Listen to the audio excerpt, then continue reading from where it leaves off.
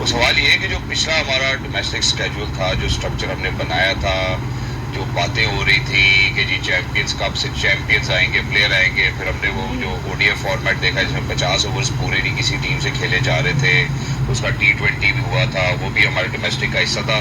क्या वो कंप्लीट हो गया था? पहले जरा इसके ऊपर बात कर लेते।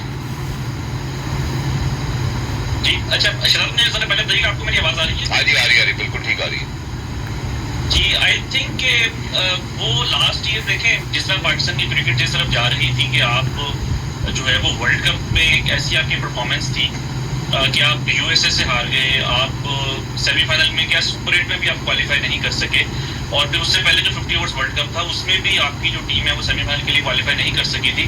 तो आई थिंक कि शायद वो उसकी एफर्ट्स थी कि कोई एक इस तरह का टूर्नामेंट लेके आया जाए जिसमें थोड़ी सी कंपेटिटिव क्रिकेट हो, जो कि एक बुरी चीज़ नहीं थी। बट आई थिंक जब आपने एक चीज़ को इंट्रोड्यूस किया था तो उसको 3-4 साल या एटलीस्ट 5 साल तो उसको ट्राई करना चाहिए, ताकि आपको आइडिया हो कि ये जो आपने एक इनिशिएटिव ली है इसकी जो सक्सेस परसेंटेज है वो क्या है। बट आई थिंक कि एक साल के बाद या एक सीजन के बाद उसको कम्प्लीटली खत्म कर देना ये थोड़ा सा आई थिंक प्लेयर्स के साथ भी अनफेयर है। और दूसरा ये कि आप देखें कि पाकिस्तान वनडे क्रिकेट तो इतनी कम खेल रहा है कि ऑन एवरेज पिछले 5 सालों में पाकिस्तान ने सिर्फ 7 मैचेस खेले हैं, 7 वनडे इंटरनेशनल खेले हैं बायलेटरली 5 सालों में।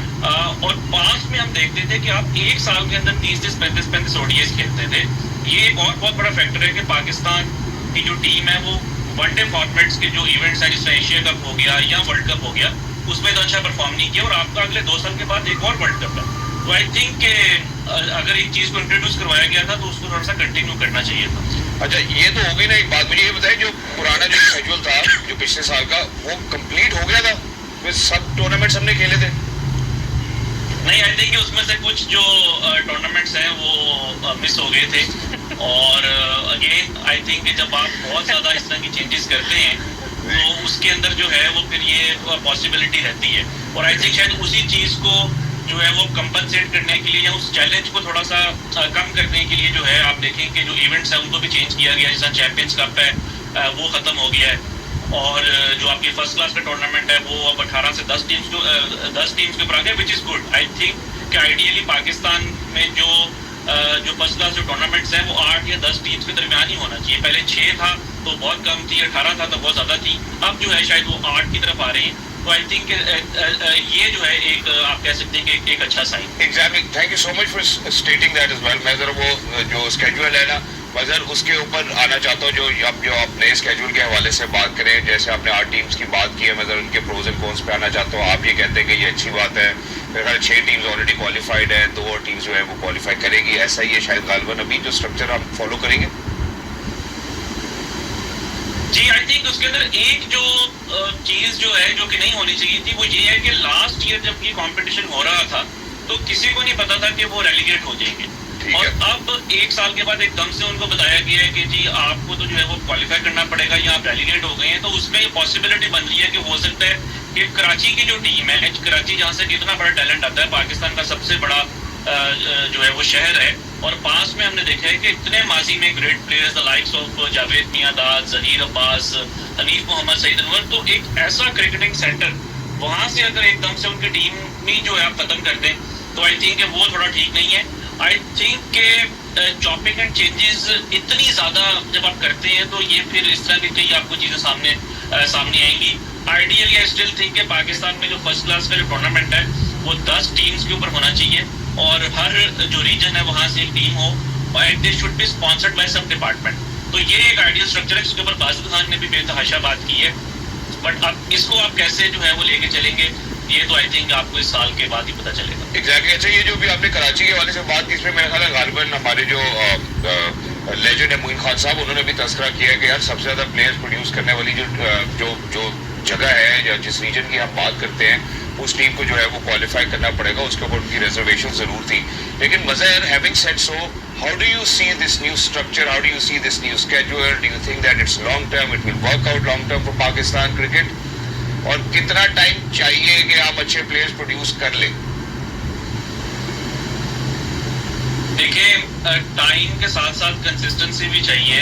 अगर आप हर साल के बाद या 2 साल के बाद अपना स्ट्रक्चर चेंज करेंगे, मैं क्रिकेट की फील्ड में जो है वो आज से कोई आया था, और मेरी जो पहली असाइनमेंट थी मैंने विजडन के लिए जो है क्रिकेट को रिव्यू किया था, और ये बात है 2012-13 की।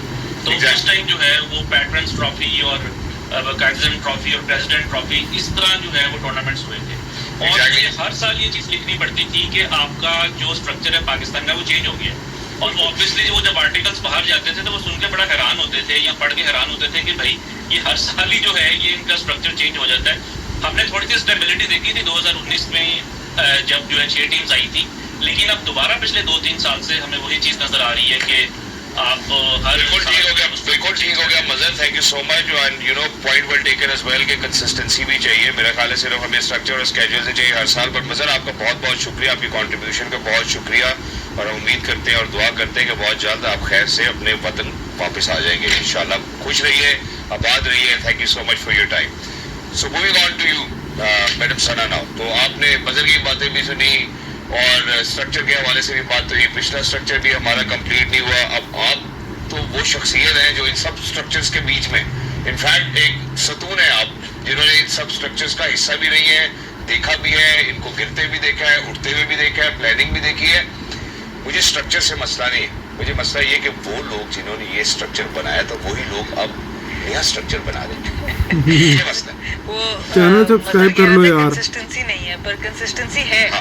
वो चेंजिंग में। है स्ट्रक्चर चेंज करने की उसमें हम बहुत कंसिस्टेंट है कि जब स्ट्रक्चर बने पक्का पता होता है कि अब ये चेंज होने वाला है। सो अनफॉर्चुनेटली इस चीज़ को आपको ख़त्म करना पड़ेगा। आपको एक दफ़ा मशावरत करके सोच समझ के फैसला करना है और उसके बाद उसको चलने देना है। और सबसे जो इम्पोर्टेंट चीज़ है कि आपको फैसला करना है अपने लोकल लोगों से मशवरा करके। हम लोग क्या करते हैं, हम बाहर तो 2-4 डिस्कशंस करते हैं, जी ऑस्ट्रेलिया में ये हो रहा है, इंग्लैंड में ये हो रहा है, पाकिस्तान में आप उसका थोड़ा सा एक छोटा वर्जन करके आप शुरू करा देते हैं। इस तरह नहीं होता। पाकिस्तान की अपनी एक डायनामिक है, यहाँ के प्लेयर्स की अपनी कुछ ज़रूरियात हैं, यहाँ की जो पॉपुलेशन है उसके मुताबिक आपके एक डिफरेंट स्ट्रक्चर बनना चाहिए।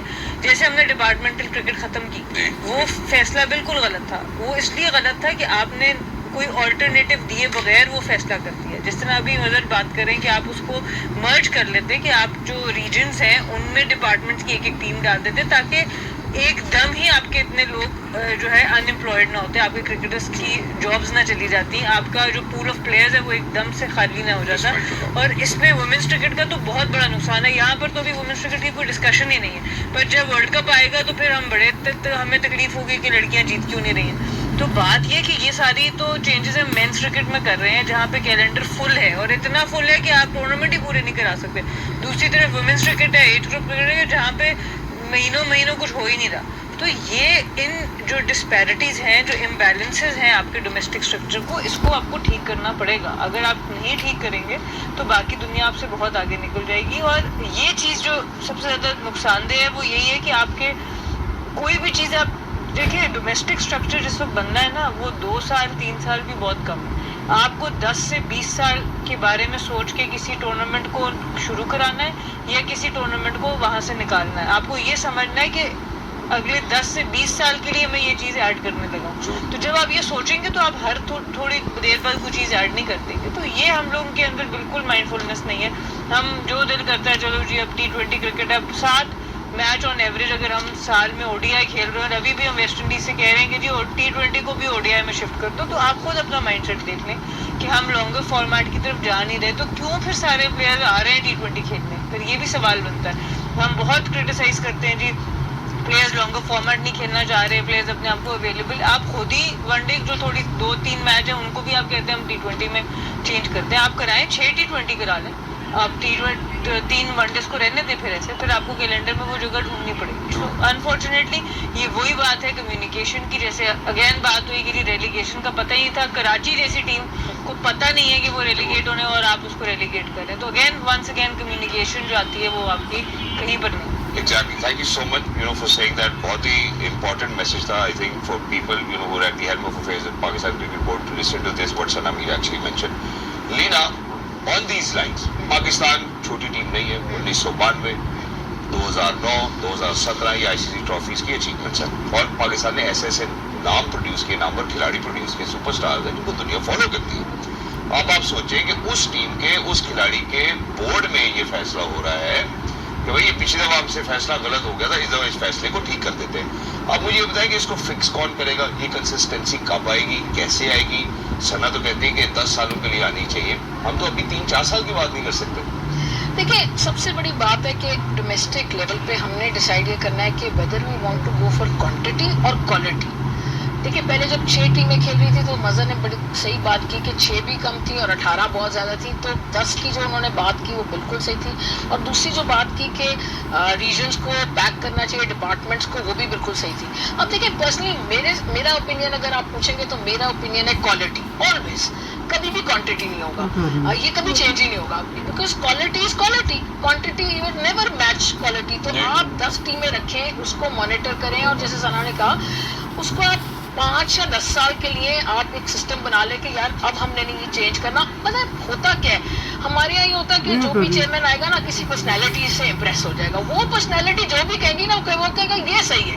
अब वो पर्सनैलिटी अगर कहेगी 50 टीमें तो 50 टीमें होगी जी, कानों के कच्चे होते हैं। हाँ बिल्कुल। और अगर वही पर्सनैलिटी कहेगी नहीं 4 टीमें हो, तो वो सोचेगा भी नहीं कि यार पाकिस्तान 22 करोड़ 24 करोड़ का मुल्क है, इसमें 4 कैसे हो सकती है। सो हैविंग सेड दैट, मेरा ये ख्याल है कि 10 टीमें होनी चाहिए, 8 की है उसको 10 कर लें। और ये जो बात है, it is just, I mean I would fail to understand कि कराची जैसी टीम कैसे आउट हो सकती है, वो भी बगैर पता, मतलब पता भी नहीं है, और वो सुबह उठे और वो रेलीगेट हो गए। तो मतलब ये कि कंसिस्टेंसी लानी है, कम्युनिकेशन क्लियर करनी है, और क्वालिटी को हमेशा आपने जो है वो it has to be given preference. You have to understand कि क्वालिटी क्या है, वर्ड का मतलब क्या है, और क्वांटिटी का क्या मतलब है। There is no match. हम जितनी खिचड़ियां पकाएंगे, हमारे यहाँ प्लेयर नहीं निकलेगा। तो मसला यही है कि 10 टीमें खिलाएं डोमेस्टिक में। मैंने तो पिछले 5-6 साल में जब 6 टीमें थी, कमेंट्री भी की है, सना ने भी की हुई है, तो वहां से क्वालिटी निकल रही थी। लेकिन देखिए, एक फैक्टर नहीं है, पिचेस फैक्टर्स हैं, ग्राउंड फैक्टर्स हैं, लोगों को लेके आए, ग्राउंड्स को अच्छा बेहतर बनाए, एक ऐसा एटमॉस्फेयर बनाए कि डोमेस्टिक भी लोग देखने आए, कंपटीशन बने। सो बहुत सी छोटी बातें, एंड एक वर्ड अगर याद रख लेना, क्वालिटी, तो ये इनका सब चीज में बेहतरी हो जाएगी। और मतलब ये एक प्लेयर, कोई फॉर्मर प्लेयर की बातें से इम्प्रेस होना छोड़ दें, या 2 प्लेयरों की, और वो मतलब समझे कि वो उससे अच्छी बात कोई नहीं कर सकता। सो जिस आप अपनी अकल इस्तेमाल करें और सोचें। जिसके लिए शायर ने मेरा ख्याल है दुनियावी मानों में ये जरूर कहा है कि कहीं मुमकिन हुआ, कहीं वाजिब, कहीं फानी, कहीं पका देखा। After short break game on.